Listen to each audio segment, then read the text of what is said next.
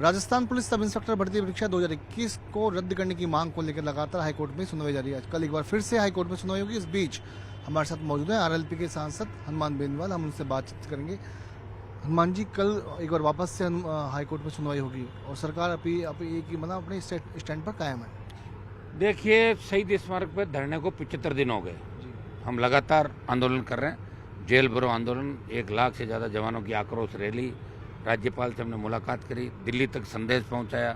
Social media के हमारे योद्धाओं ने बार बार दिल्ली प्रधानमंत्री को याद दिलाया कि आपने, गृह मंत्री ने वादा किया कि पेपर लीक माफिया पाताल से भी ढूंढ लेंगे, और हमने खूब प्रयास किया। और एसआई भर्ती रद्द कराने को लेकर आज हाईकोर्ट के अंदर जो सुनवाई थी, और जिस तरह राजस्थान उच्च न्यायालय ने डांट लगाई सरकार को और ये कहा कि मुख्यमंत्री जी आप फाइल दबा के बैठो, आप ही गृह मंत्री हो, पहले रिपोर्ट क्या थी, अब क्या दे रहे हो? आप तो एक लाइन में ही बता दें कि भर्ती के अंदर पवित्रता है या गड़बड़ी हुई है। ये जवाब सरकार से देते नहीं बना। सरकार चुप हो गई। कल फिर बहस चलेगी। मुझे लग रहा है पूरे सप्ताह बहस चलेगी, जोरदार बहस होगी, और पूरा भरोसा राजस्थान उच्च न्यायालय के न्यायाधीश पे, न्यायपालिका पे राजस्थान के जवानों का, कि जब सरकार रूठ जाती है तो न्यायपालिका निश्चित रूप से न्याय करता है। और हमें उम्मीद है कि हाईकोर्ट का फैसला भर्ती रद्द करने को लेकर आएगा, क्योंकि एडीजी के जो बयान वीके सिंह के पहले हुआ था हाईकोर्ट के अंदर, उसमें उन्होंने भारी बड़े लेवल पे भर्ती में धांधली की बात कही, उपसमिति ने कही, और हाईकोर्ट ने आज कहा कि वो नोटशीट हमें दें जिसपे भर्ती रद्द करने की बात चली थी उपसमिति। तो वो नोटशीट मांगी है, नोटशीट नहीं दे रहे हैं ये लोग, तो नोटशीट इनको देनी चाहिए। और देखिए, निश्चित रूप से जीत हमारी होगी। अगर हाईकोर्ट का फैसला हमारे पक्ष में भी नहीं आता तो 1 लाख से ज़्यादा जवान दिल्ली कूच करेंगे। ये आर पार की लड़ाई है, इसमें हम थकेंगे नहीं, सरकार को ही थकना पड़ेगा। पिछली सरकार में नकल माफिया सबसे ज़्यादा हावी था, पेपर लीक बहुत बड़ा स्कैंडल था, है ना। उसके बाद में जब सरकार नहीं बनी, उसके बाद सबसे पहले एसआईटी का गठन किया गया और एसआईटी ने अपना काम भी किया। सरकार क्यों बैकफुट पे है वापस से? सरकार कांग्रेस के लोगों से मिल ली। सरकार में कुछ जाति विशेष के लोग, थानेदार जो है, उन्होंने अपने नेताओं पर दबाव बनाया कि हम तो वापस तो आएंगे नहीं, आप अब पूरी जान लगा के रख लो, हम आपकी सेवा करेंगे पूरी जिंदगी। एक सब इंस्पेक्टर एसपी तक पहुंच जाता है, उनको लगा कि पता नहीं कब भर्ती होता, अपन इनके लिए चल पड़ो। तो जो लोग कह रहे थे भर्ती रद्द करो, वही कहने लगे रद्द मत करो। तो ये सरकार बैकफुट पे इसलिए आई। और उप समिति ने जो रिपोर्ट दी, उसमें ज़्यादातर लोग जोगाराम की पोती नकल करते हुए पकड़ी गई। गौरव श्रीवास्तव आप देख रहे हो, जो सीएमओ चला रहा है, किस तरह बजरी और लिकर का सारा काम पैसा वो वसूल करता है सारा। ये आपका बेडम आ गया, के आ गया, दूसरे ऐसे बहुत से लोग हैं उप समिति के अंदर जो व्यक्तिगत रूप से मेरे से दोस्ता रखते हैं। और उन्होंने कहा कि अगर भर्ती रद्द करने की सिफारिश कर दी तो हनुमान जी को क्रेडिट चला जाएगी। क्रेडिट की लड़ाई है, इसलिए सरकार क्रेडिट मुझे नहीं देना चाहती। मैंने इनको कहा कि आप इनको अपने घर बुला के कर दो, मैं नहीं आऊँगा, क्रेडिट आप खुद ले लेना, लेकिन राजस्थान के जवानों के साथ खिलवाड़ क्यों करो? अगर ये 500 थानेदार राजस्थान में लग गए तो 30 साल तक राजस्थान का शोषण करेंगे और ये थानों के बुरे हाल कर देंगे राजस्थान के अंदर। तो ये राजस्थान को कौन बचाएगा? ये हम लड़ाई लड़ रहे हैं। निश्चित रूप से भजनलाल के चारों तरफ की जो टीम है, वो जिस तरह की सलाह इनको दे रही है, वो भजनलाल जी को डुबोने का ही काम कर रही है। और गवर्नर से जो अचानक भजनलाल जी की मुलाकात हुई है, मुझे लग रहा है दाल में कुछ काला है। जयपुर छोटी काशी है और इस छोटी काशी में लगातार केवल हनुमान ही गरज रहे हैं, बाकी सब लोग जो भी कर रहे थे वो सब चुप हो गए हैं। वजह क्या है इसके पीछे? मेरी बात आप समझ रहे होंगे, बहुत लोगों ने सब कुछ किया। अब हनुमान ही क्यों गरज रहे हैं इस बार? मैं तो हमेशा ही गरजता हूँ। मैं तो 20 साल से यही काम कर रहा हूँ। मैं तो प्रदेश हर कोने में जा के लंबे आंदोलन किए।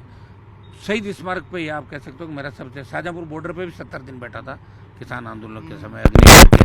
और अब चूंकि मुझे लग रहा है कि अब राजस्थान के युवाओं का भरोसा कैसे कायम हो वापस आरपीएससी पे, कर्मचारी चयन बोर्ड पे, माध्यमिक शिक्षा बोर्ड पे, कानून पे, कि कानून का राज है। अपराधियों का अड्डा बन गया राजस्थान, अपराधियों की ऐसगा बन गया, नकल माफियाओं की ऐसगा बन गया, हार्डकोर अपराधी पकड़े नहीं जा रहे हैं। मोदी जी भाषण कुछ दे रहे हैं, अमित शाह जी कुछ दे रहे हैं, पानी पी के वापिस भूल जाते हैं। तो हमें याद दिलाएंगे उनको कि आपका ही वादा था बीजेपी का कि कांग्रेस के समय हुए पेपर लीक और उन भर्तियों की हम पोल खोलेंगे, रीट लेवल फर्स्ट जो है उसकी भी सीबीआई जांच कराएंगे। ये हम सरकार से मांग कर रहे हैं कि आप 1-2 मामले सीबीआई को दें ताकि बड़े मगरमच्छ पकड़े जाएं। और मेरी लड़ाई अंतिम समय तक, कभी कोई लड़ाई, किसी लड़ाई को मैं बीच में छोड़ के नहीं आया। नागौर में लोग धरने पर बैठे थे, वहाँ पर ट्रैक्टर भी चलाया गया, कुछ लोग घायल भी हुए, उसको लेकर क्या कहना है? रिया के अंदर बजरी माफिया का बड़ा आतंक है। रिया जो मेड़ता के अंदर पड़ती है, और कायदे से तो रिया के अंदर जो नदी चलती है वो बारहमासी नदी नहीं है, तो वहाँ बजरी की माइंस अगर देते तो छोटे किसानों को पट्टे देते। सरकार को ऐसी पॉलिसी बनानी चाहिए। 5-6 दिन पहले मैं रिया गया था, और रिया जाने के बाद 20,000 लोग थे। वहाँ सरकार से बात हुई हमारी कि जो अवैध स्टॉक इकट्ठा किया है बजरी माफिया ने, इसका ड्रोन सर्वे करा के और गलत तरीके से इन्होंने 1 लाख की बजाय 2-3 लाख टन इकट्ठा कर लिया, तो इनके खिलाफ कार्रवाई और सरकार ने हाँ भरी। लेकिन कल और आज में लगातार पुलिस और बजरी माफिया वहाँ से स्टॉक ले जा रहे हैं। हमने इस बात के लिए मना किया, गांव के ग्रामीण धरने पे बैठे। मैंने कलेक्टर को भी कहा, क्योंकि नागौर का एसपी जो बहुत बड़ा बदमाश है और आज की तारीख में प्रदेश का सबसे भ्रष्ट एसपी है वो, और कुछ भी करने से नहीं हिचकता। बस उसको पता लग गया कोई बोलने वाला तो है नहीं। एक व्यक्ति बोल रहा है, वो जितनी बार मेरे खिलाफ बोलता है उसको लगता है हनुमान जी खिलाफ बोलते हैं तो इसको रखना चाहिए, उसको मजा आ रहा है वहाँ पे। तो उसकी नागौर की पूर्व सांसद ज्योति की, मेड़ता एमएलए लक्ष्मण और 5-6 विधायक और है जिनकी रिया के अंदर माइनिंग चल रही है। उस दिन जब ड्रोन सर्वे हुआ, इनको लगा करोड़ों का घाटा लग जाएगा। अब उस माल को खुर्द-बुर्द करने में लगे हुए 3 दिन से। तो आज लोग शांतिपूर्वक तरीके से धरना दे रहे थे, तो पहले उनके साथ मारपीट हुई। जो गुंडे बजरी माफिया के साथ थे बदमाश, वो मारपीट करके भाग गए और फिर उन्होंने पुलिस जाब्ता बुलाया गुंडों ने कि अब पुलिस का जब जाब्ता आ गया 100-150 लोगों को, पुलिस ने कहा बिल्कुल इनका निकलो सामान बजरी, और उनको कह दिया तुम वो रहे उनको सल्टो जो धरने पे बैठे।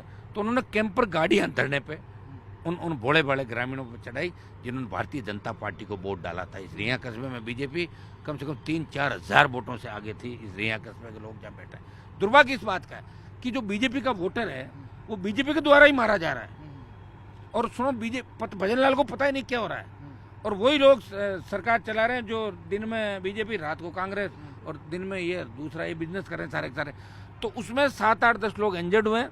मैंने आरएलपी कार्यकर्ताओं को और मेरे दोनों पूर्व विधायक, खियोसर विधायक और मेड़ता पूर्व विधायक दोनों को मौके पे भेजने के निर्देश दे दिए। वो जा रहे हैं और घायलों के इलाज के लिए आरएलपी की टीम लग गई है। आवश्यकता पड़ी तो मैं दोबारा जाऊंगा।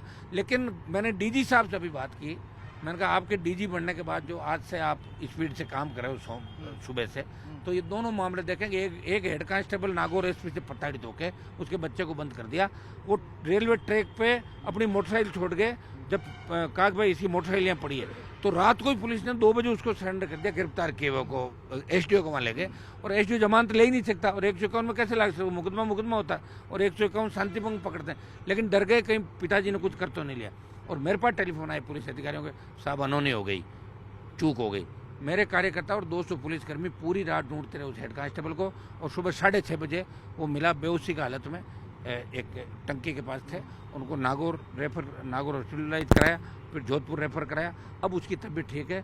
वो भी यही कह रहा था कि मैं स्वाभिमानी व्यक्ति हूँ, अगर मेरा बेटा जो नाबालिग था 2019 में, और उसने कोई कमेंट कर भी दिया किसी पे, तो इसका मतलब ये खामियाजा थोड़ी भुगतना पड़ेगा, बेइज्जती हो रही है। तो आप देखिए कि अगर वो व्यक्ति कुछ अनहोनी कर लेता तभी एसपी सारे जेल चले जाते। अभी तक तो हम वहाँ मिलते हैं आपको।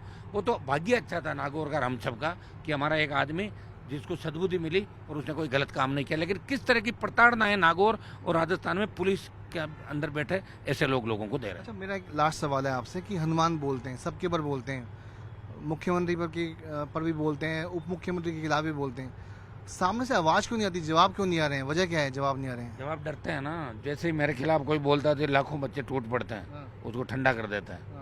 तो जिसके पास ताकत है, आज मेरे जिसके पास ताकत है, जनता जो ईमानदार है, हमारा तो बिजली का कनेक्शन काट दिया, बताओ 2 लाख रुपए लेके मेरे से। घर के भी नोटिस दिया आप? खाली करूंगा, क्या करूंगा मैं घरों का? मुझे क्या करना करूँ, मैं यहाँ थोड़ी रहता हूँ। ये तो पार्टी कार्यालय के लेके मैंने लगा रखा।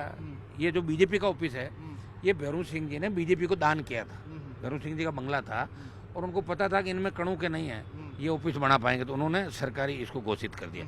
तो मैं तो कांग्रेस के सरकार के समय, इनके सरकार समय हमने लेटर लिखा कि आरएलपी राजस्थान का पहला राजनीतिक ये मान्यता प्राप्त दल है, आपकी राज्य की पहली पार्टी है, आप हमें ऑफिस दें, हम उसका किराया देंगे, और वो हमारा अधिकार है ऑफिस का। लेकिन आज तक हमें नहीं दिया। दुनिया भर की पेनल्टियाँ और वो भेज के दे रहे हैं। और कितने सारे अतिक्रमी गुस्से में, बताओ मुझे, कितने लोग इन घरों के अंदर रह रहे हैं। बड़े बड़े लोग, मंत्रियों के पास 2-2 मकान हो सकते हैं। सुनिए मेरी बात, अगर घर के बाहर प्लेट किसी और की और अंदर कोई और रह रहा है, 6 महीने तक पता नहीं कौन आ रहा है कौन जा रहा है, तो कुछ भी इलीगल गतिविधि हो सकती है ये सरकारी बंगलों में, इस बार भी चल सकता है। ये तो सरकार भजनलाल को जांच करानी चाहिए, मैं थोड़ी कराऊंगा। या फिर मुझे कह दे करा दो तो मैं करा दूंगा। कुल मिला के दिल्ली भी तैयार है राजस्थान के बाद में? 100%। कब तक? जल्दी कर देंगे। आज तो हम खुश हैं, हाईकोर्ट ने फटकार लगाई, तो बच्चों में बहुत खुशी है। और हाईकोर्ट अगर रद्द कर देता है तो फिर कूच की आवश्यकता नहीं पड़ेगी, और नहीं करता है कूच फाइनल है। तो ये है आरएलपी सुप्रीमो हनुमान बेनीवाल, जिनका कहना है कि हालांकि उन्हें उम्मीद है कि हाई कोर्ट में फैसला उनके पक्ष में आएगा और नहीं आया तो फिर वे दिल्ली कूच के लिए तैयार रहेंगे। कैमरा पर्सन मान सिंह के साथ विष्णु शर्मा, न्यूज 18 राजस्थान, जयपुर।